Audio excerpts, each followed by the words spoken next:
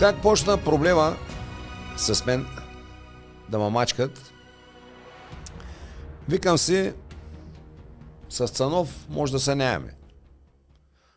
Но тайничко си викам, може и да направи, да каже, бат Кирил го мачкат, защото всички се борят за по-добра България, за свобода на словото, за права на човека, особено тез хора. Аз го защитих дори след като сме били скарани, там го бяха нападнали за къщата, за парите. Аз казах, че парите му са харабийски, истински, сплатени данъци. И си викам, можеш да направи нещо, да каже, ей, така, без маскирани хора, ама нещо да каже, примерно за Делян Пеевски, направи, че ще го убиват. Нали, милионер го направих. Викам, бе, от кому срама? Има една нова сила, така, народна сила, едно момченци с един друг професор, Симеончо. Симеончо, ти помниш ли, като ми се обадиха хора, наши общи приятели, да дойдеш, ти беше от листите на Мая Манолова. Забравих каква партия беше. Аз те посрещнах, казах, да, дадох ти трибуна тук, имаше доста гледания, доста ти помогнах, мисля. Викам, да, той е добро момче от Поглед Инфо, виждал съм го, историк, да дойде, дадох ти думата. Ти обаче вече като набрахте сила, станахте народна сила, ама аз не съм от народа някакси. Иран, Ирак, Русия, Украина, много бомба, страшно, гръмна. Те ме унищожават пред очите на цяла България, за тъс бомба за вас ни гърми. Аз сте някакво движение, с всички ще работите, вие ще оправите България. Нови костюмари. Генки, Менки, Любчо Жечев. Любчо, ти хубаво за прайдовите, за другите, за различните, свобода на словото, ти за 7 секунди дета докладва Хоривал Орталъка, нали се бориш за равни права на всички? Или някои са по-равни? Някои са по-равни. Мен нема ли мачкат? Аз не съм ли от народа? Ние не сме от народа. За телевизиите да не говорим. Лора Крумова, майко мила, що казвам, ако бях кучи, гарантирам ви и са да пусна жалба, да пусна до нова телевизия, те ще ме намерят. Или на кучето ми нещо да е станало. Щеш да гръмне цяла България. Ние изгубихме човешкото, хора. Тия всичките. Единствено Пламка Пасков, Витко, Тодор, може някой друг да е казал.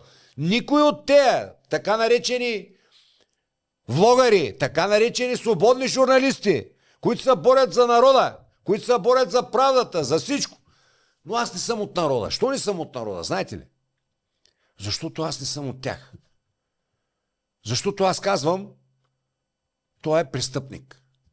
Той е крадец. Въпросният политик и му казваме името. Той е буклук. Той е измет. Вие вас как си говорите? Депутатски? Те в парламента говорят по-вулгарно. Обаче, нали го знаете, Киро Брейка, той има остър език. Ко значи остър език, бе? Да кажеш истината, остър език ли? Да кажеш примерно, че сега видях едното докторчето, дете има за милиони къща с последен модел Мерцедес, джип за 300-400 хиляди лева. Що не го питат депутатите от Меч, такива като този доктор, откъде имаш аджаба парите? С тях да се борят, бе. Тях да разследват, бе. Тях да мачкат, бе. Не, бе, те избраха мен. Що? Щото съм казал, че са мошенници. Щото съм му казал, че пеперутка. Той го пише в делото. Адвокатката написала пеперутка. И той на пеперутка се обидил страшно много. Депутат, който не управлява, който ни съсипват животите. Вие представяте ли си те с отмеч? Те с депутатчета, адвокатчета. Ако те творят наистина закони, ако им разрешат, че те ще направят закон, че се ето като дойде у вас, като ти прати една честитка, ти да се събличаш сам, гол и последната си риза да дадеш, иначе затвор. Те работят с тях, те са топ измамници. Виждате, очите ви го покажам, какво правят тези хора. Но никой нищо не отразява. Никъде. Никъде! Аз не съм от народа. Аз съм някакъв си буклук, измет. Те така казват. Последователите на Киро Брейка са най-големите глупаци. Лумпени и олигофрени. Последователите на Величие са най-големите тапаци. Малоумници за Карлуково. Аз искам да покая, че има все пак народ. Има народ, бе. Аз мисля, че има. Колкото и да съм псувал и да обиждам, тайничко в себе си. За това го и правя. Тайничко се надявам, че има останало нещо българско, нещо мъжко, нещо истинско, нещо борбено. Да кажем, не може те рекетьори секички да ни мачкат, да ни клатят, да нашиват и да правят всичко с нас. И ние само да мълчим. И да викаме, то с наш човек, дай да се оправим, дай тихо, михо, и то пак те то оправят, пак то оправят отзад. На тях им харесва. Някои са такива. Но на мен не ми харесва. Понеже никой няма да се сети за нас. Виждате го, демонстрирам ви го. Никой, нас, народа, тези дет като се облекат малко с костюмчета, като Симеончо, като Цанов и като всички други, те вече стават друга бира. Те са голяма работа, те не са от народа. Тях им е обидно да говорят за нас, бе. Тях им е обидно да говорят с нас, бе. А камо ли тези деца влезли вече в парламента и са се намазали леко с вас. Те са, ние за тях сме гои, ние за тях сме талибани, ние за тях сме маймуни, ние за тях сме олигофрени. Кучетата са по-важни от.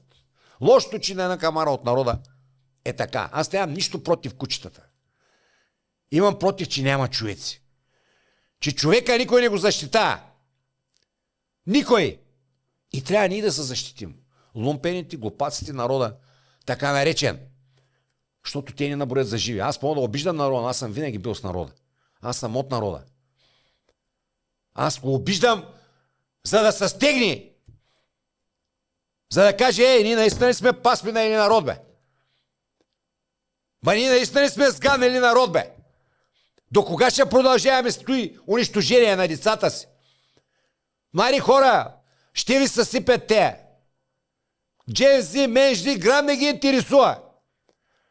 Ще ви съсипят, ще отбират от вас най-големите помяри и ще ги направят да бачкат нормалните. Ако има нормални. Защото и образование, и тъс медицина, и това, което се случва сега с младите, е пълно унищожение. Пълно. В Англия 40% официално аутисти. А за Америка да не говорим. А в България се случва, почва да се случва. Той ли ми е проблема? Аз. Те трябва да решават тези проблеми, бе. Здравеопазване. А той ми казва, дай парите на моята фондация да ги даря. Не, бе, ти трябва да правиш държавата, бе. Не да мачкат и мен, бе. Не да мачкат и нормалните хора, бе. Хората не плащат ми данъци, бе. Вие трябва да правите тъй, че да няма нужда от тези неща. Да няма нужда да събирам пари за Турция. За Германия, за където им да било. А за България да има медицина, да има здравеопазване, да има образование. А те какво правят те? Цял ден цирк. Кой къде си легнал с кого? Кой много какво правил? Кой какво такова? Как ще смачкаме? Ние ги запорираме и ги мачкаме. Той ли парламент, бе? Той ли са парламентаристи, бе? Той ли е работа на тия говеда, бе? Това ли е работа? Да се занимават с мен. Да правят шоу. Как спал Любо Дилов и бат Бойко Акай. Вярно ли да спая? И голям цирк. Много хубаво. Не, бе, дела трябва. Дела. Дела. Нещо да правите за държавата. А те се занимават с мен и мамачкат. Публично да покаят на всички, че ако си отвориш устата, ние ще те смачкаме. Вие как се защитите, бе? Те смачкват мен, който имам трибуна, който имам пари. Ти как се защитиш, дето си на една заплата, бе? Дето имаш кредити, дето се чуеш кой път да фанеш. Как ще се защитиш от тези такива хиени, бе? Те ще разкъсат, те ще изядат, бе. Това нещо трябва да приключи. И няма кой, освен ние народа. Организираме протест с Евелин Величие. Единствените, които застанаха веднага Евелин и партия Величие зад народа, аз съм от народа. Защото те можеха да кажат, ние сме в парламента, какъв беше брейкът, той нищо, че ни е помагал. Както 99, да не казвам 100% като влядат там във властта, са правят, че не ме познават. Даже им е обидно. Единствените, веднага Евелин призова хората да се абонират, хората да ни помагат, защото това не е редно, защото него го съсипаха по същия начин. Цялата организация, нещо хубаво направено, го съсипаха, само че там е в пъти по-зле от Пен. И те като влязоха във властта, те не са властта, в парламента, не се промениха, а останаха при народа и народа не го вижда. Народа зяпа чака президента, дет не си отворил още устата. Ние сме народа, бе. Ние трябва да се защитим. Организирам протест да питаме, аз, Евелин и Величие, да попитаме адвокатската колегия, адвокатите, имат ли право да правят това нещо? Да заплашват, да изнудват, да рекетират и да използват висшия пилотаж на адвокатската наука, за да ма смачка. И да знаеш, че те очаква висш пилотаж в адвокатската наука. Тепърва съм ти подготвил много изненади, специално за тебе. Тези запори ще се сторят като детска игра. Или му давам парите, или ма смачква. И запорите ще ми се сторят детска играчка. Всичките пари, които сме ти запорирали, вече са над 80 000 евро. Ние ще ги дарим на децата и ти давам един шанс сега да се извиниш на нас и да дариш сам парите, които сме ти запорирали на децата. Аз ще ти вдигна запорите. Депутат от Меч. Няма да му кажа името, да не ми докладва видят. На 20 петък, март, от 11 часа, Софийска адвокатска колегия, булевард Тодор Александров, 137. Ви чакаме с Евелин и партия Величие. Да попитаме, да покажем, че не може така никой да ни отразява. Никой да ни... Ние не съществуваме за тях. Искрено се надявам, млади хора, не само в TikTok, бат Киро, защото той е дебелия вас чака. Това нещо трябва да се промени. Нашата е свършила на дъртаците. Но ние трябва да оправим тази държава. Ние сме длъжни дъртите. Заради нас самите и заради нашите деца и внуци. Тая глупост трябва да спре. Най-некадърните да управляват. Най-големите льохмани, най-големите буклуци. Да управляват, да са вас имащи, като почнете от чесеинца, съдийчета, прокурорчета, общински съветничета, кметчета, всички дирибейчета. Това нещо трябва да спре. Между тях има и читави хора. Обадиха ми са адвокати, които каза, виж сега, аз съм антикомунист. Но това, което правят с теб, идеологически сме различни, но човешко и морално е, това нещо не трябва да се прави. Това е срам за адвокатската професия. Срам за правото. Срам! И там има читави хора. И аз на тях разчитам.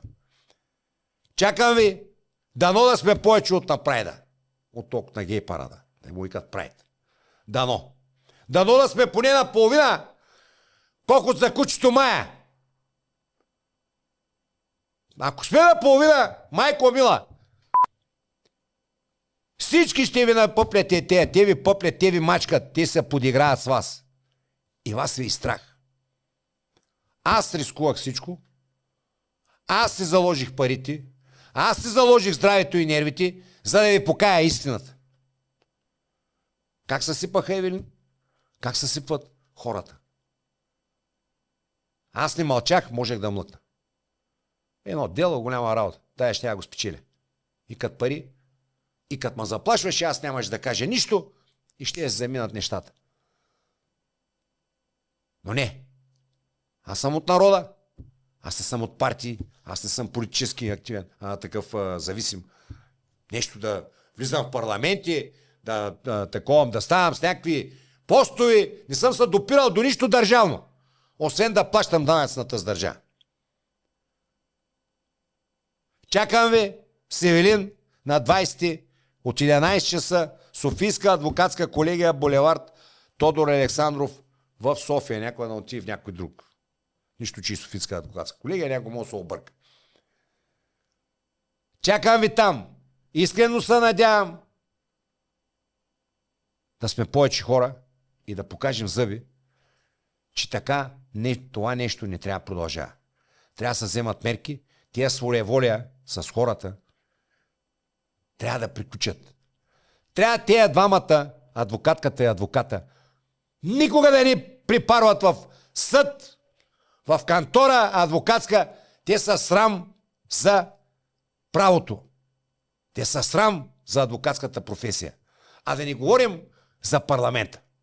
Срам, унижение. Всички трябва да са срамувачи. Юристи там, съдии, адвокати и тем подобни. Що са срамувачи, като повече са такива. Но има и добри. И на тях се надявам.